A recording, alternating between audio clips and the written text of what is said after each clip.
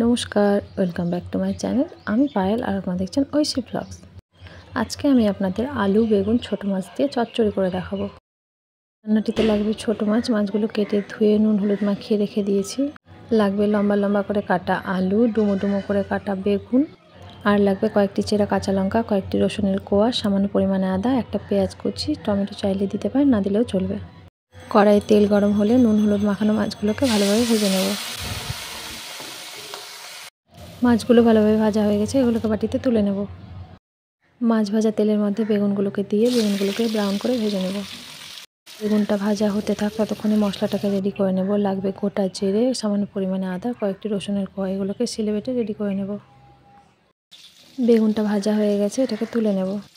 ওই তেলের মধ্যে চেরা কাঁচা লঙ্কা ফোড়ন দিয়ে আলুটাকে ভালোভাবে ভেজে নেব। আলুটা ভাজা হয়ে গেছে, এখন পেঁয়াজ কুচি দিয়ে পেঁয়াজটাকে ভালোভাবে ভেজে নেব। পেঁয়াজটা ভাজা হলে বেটে রাখা মশলা, নুন, হলুদ গুঁড়ো আর সামান্য পরিমাণে বাটি ধোয়া জল দিয়ে মশলাটাকে ভালোভাবে ভেজে নেব।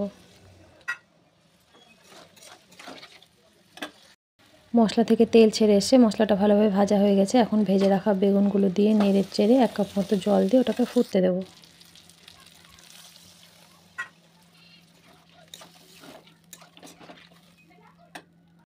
ফুটে গেছে, ভেজে রাখা মাছগুলো দিয়ে আরও 5 মিনিট ফুটতে দেব।